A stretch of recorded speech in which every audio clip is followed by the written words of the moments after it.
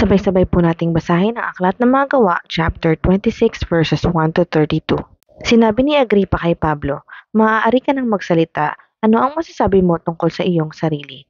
Nagbigay galang si Pablo at nagsalita bilang pagtatanggol sa sarili. Haring Agripa, itinuturing ko pong isang malaking kapalaran na marinig ninyo ang pagtatanggol ko sa aking sarili laban sa mga paratang ng mga Hudyo, sapagkat lubos ninyong nababatid ang mga kaugalian at pagtatalo ng mga Hudyo.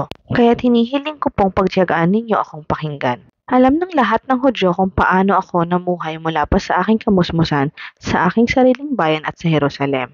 Matagal na nilang alam at sila na ang makakapagpatotoo kung kanilang gugustuhin na ako'y namuhay bilang kaanib ng pinakamahigpit na sekta ng aming relihiyon, ang sekta ng mga Pariseyo. At ngayon nililitis ako dahil sa aking pag-asa sa pangako ng Diyos sa aming mga ninuno. Ang pangako ring iyan ang inaasahan ng aming 12 lipi, kaya't sila'y taimtim na sumasamba sa Diyos gabi't araw. At dahil sa pag-asa ring ito, Haring Agripa, ako'y pinaparatangan ng mga Hudyo. Bakit hindi mapaniwalaan ng mga naririto na maaaring muling buhayin ng Diyos ang mga patay? Akala ko rin noong unay dapat kong gawin ang lahat ng aking magagawa laban sa pangalan ni Jesus na taga Nazaret, at ganoon nga ang ginawa ko sa Jerusalem. Maraming Kristiyano ang aking ipinabilanggo batay sa kapangyarihang ibinigay sa akin ng mga punong pari ng mga Hudyo. Isa rin ako sa mga humatol ng kamatayan sa kanila. Pinupuntahan ko ang bawat sinagoga at sino man sa kanila ang abutan ko roon ay pinaparusahan ko upang piliting magsalita laban kay Jesus. Sa tindi ng puot ko'y pinag-uusig ko sila kahit sa mga lungsod sa ibang bansa. Mahal na Haring Agripa, iyan ang layunin na pagpunta ko sa Damasco, taglay ang kapangyarihan at pahintulot ng mga punong pari. Nang katanghali ang tapat habang kami naglalakbay, nakita ko, Haring Agripa, ang isang nakakasilaw na liwanag mula sa langit. Ito'y maliwanag pa kaysa sa araw. Totoong nakakasilaw ang liwanag sa paligid naming magkakasama. Kaming lahat ay natumba sa lupa at narinig ko ang isang tinig na nagsabi sa akin sa wikang Hebreo, "Saulo, Saulo, bakit mo ako pinag-uusig? Ikaw na rin ang masasaktan sa ginagawa mong iyan, para kang sumisipa sa talim."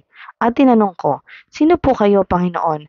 At kanyang sinabi, "Ako'y si Jesus na iyong pinag-uusig. Tumayo ka, nagpakita ako sa iyo upang ikaw ay isugo, upang magpatotoo tungkol sa nakita mo ngayon at sa mga ipapakita ko pa sa iyo. Ililigtas kita mula sa mga kababayan mo at sa mga hintil na pupuntahan mo sa pangalan ko. Isusugo kita sa mga taong iyon upang imulat ang kanilang mga mata. Ibalik sila sa kaliwanagan mula sa kadiliman.